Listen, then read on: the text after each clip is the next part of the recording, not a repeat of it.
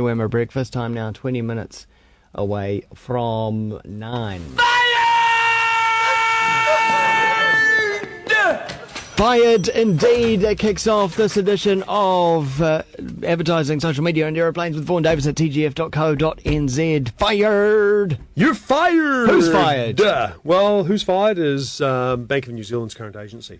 Well, that's one way of putting it. The press release way of putting it was that BNZ, after how many years? 2 or 3 happy and profitable years with Sugar Advertising, has decided to review its advertising business, and Sugar has decided not to participate in the review. It's a bit like me saying to my wife, yeah, it's been good, but I'm going to try some other girlfriends. Would you like to be included in the selection? Crikey. She says, no, I wouldn't. No. Yeah, so interesting. Disclaimer, of course, regular listeners, both of you, will know that I led the BNZ account in its previous incarnation, so I've got a special interest. But BNZ, according to Sugar, has had 5, I'm quoting here, 5 marketing managers in 2 years. And that's a tricky horse for any agency to ride. And it's been rumoured for a very long time that this big piece of business would move yet again, and sure enough it has. So I can see a lot of agencies around town dusting off their banking advertising credentials and making kissy faces to BNZ. So fun times.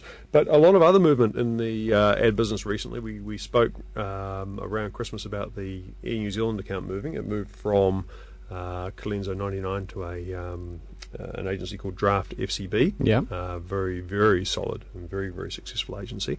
And despite a lot of predictions, the Vodafone account just went to the same place, which was interesting because, from Vodafone's perspective, do you put your account into an agency that's just ingested an enormous piece of business in the shape of Air New Zealand? But they've decided, and they have done just that. So they'll just tune out ads that all look like each other's, don't they? No, I wouldn't say that. No, but anyway, some kind of twee indie acoustic guitar song and a few kind of animated things in the real world dancing around. It's a segue, isn't it? Yeah. I guess the link here. This is a new section here. This is the Spook of the Month, and this is an expression that my now 10-year-old came up with, sort of a blend word when he was really little, a combination of spew and puke. So this is our Spook of the Month. It featuring is a Mr. Tiki Tane. Yeah, the Mercury Good Energy TV ads. Roll that shit. Oh, it's rolling underneath us right now. So you got headphones. We don't have to. You got the edge. Just assume you can hear Tiki Tane's somewhere. Yeah. It's I don't know if you put everything cute into a very colourful bucket, stirred it up, and threw it at a television screen. This is what you might get. So it's got Harry McCleary, it's got Buzzy B, it's got an honesty box, because nothing's more Kiwi than an honesty box. It has a lovely sunset with a cloud in the shape of a kiwi, and of course it's got Tiki Tane. And trying to tell us that Mercury, from F the Police to Over the Rainbow. Yeah, I know. Yeah. Trying to tell us that Mercury doesn't, turn fossil fuels and pristine lakes into light bulb juice. It actually makes good energy from unicorns. I don't know. What was the quote from Constant Weeder Flowed Up? This one made me flow up a little bit, and it displaces Westpac. Westpac did an ad last year for. They had a pretty good project, which was Generation W, which was that whole sort of 100 kids born, put some money in their account and that sort of stuff, and give them some financial literacy. But the ad they did last year, marine biologist. Remember that with the cute little kids?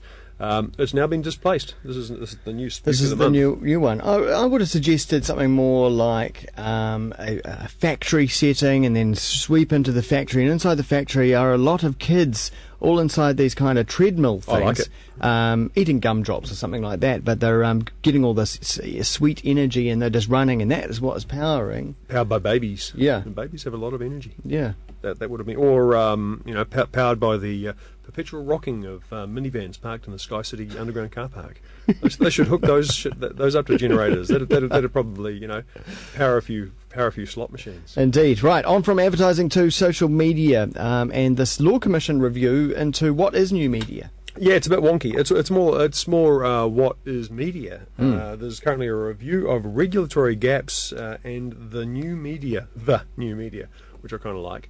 A lot of things have led to this, but one that is sort of close to my heart is the application of laws pertaining to media around elections. And you'll remember at the last election there was a little bit of hoo-ha when people, the Electoral Commission came out reminding people the law said that you can't make promoter statements on election day, because we have this cool old law that says you want to have some clear space and make your decision on voting day.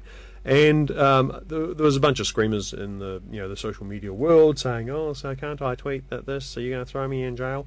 And as it turns out, there were 5 complaints that the Electoral Commission considered were worth considering, and they've passed on to police. So, can you do we know what? No, I don't know. The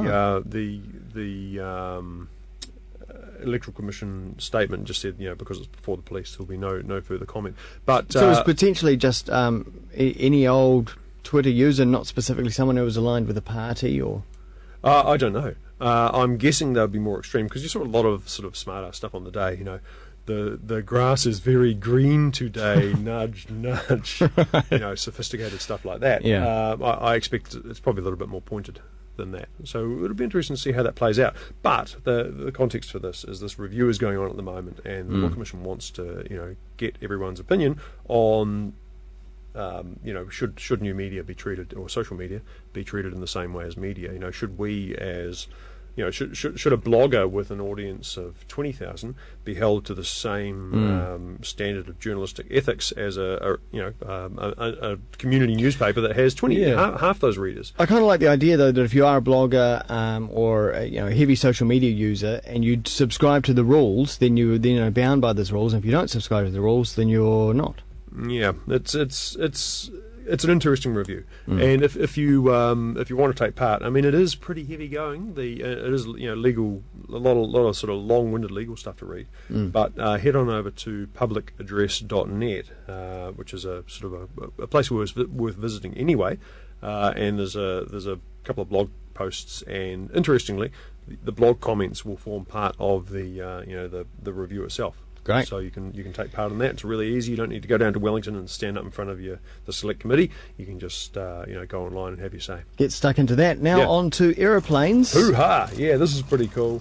I don't know why this didn't make the 6 o'clock news. There's a guy, Brendan Deere, who is related not to the John Deere of ride-on lawnmower fame, but even better than that, a New Zealand fighter ace called Al Deere in the Second World War. So this guy, Brendan Deere, I think he already owns a Spitfire. He has imported into Ohakea a thing called an Avenger.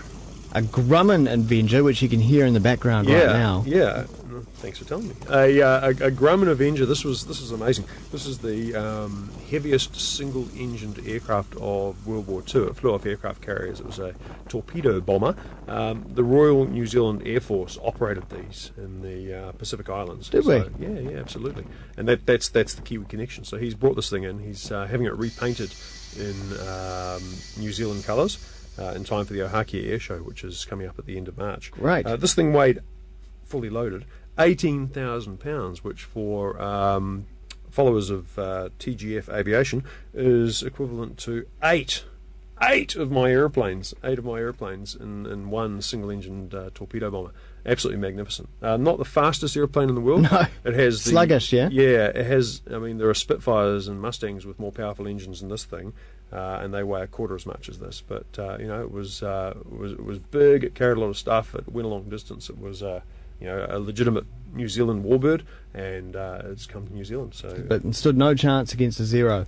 Well, no, but then by the time the Royal New Zealand Air Force was sort of moving northwest through the Pacific, there weren't that many of them, because the aircraft carriers that they operated from had largely been sunk. Yeah, thanks to the Battle of Midway. There you go. Well, there you do go. So hopefully that'll appear at a few more air shows. I expect it'll be a regular. Yeah, but it's reason enough to go to the Ohakea Air Show at the end of March. Is there enough reason to go to the Ardmore one that's coming up, the Wings and Wheels? Oh yeah, I'm sure it'll be great. Problem is it's going to be hosting with rain. Oh, is it this weekend? Is it? Yeah, it is. The weather's not looking good. I'm not going myself. I went to the Tauranga Air Show a few weeks ago, and it's sort of the usual suspects. So you see a lot of the same planes. And I'm not a big car fan. But you've got, exactly, all the rotary cars and clubs and yeah. all that. I mean, I'd certainly head along if you're into engines and which I am. And the weather's good, out at Ardmore this weekend. I'm not even sure of the times and dates.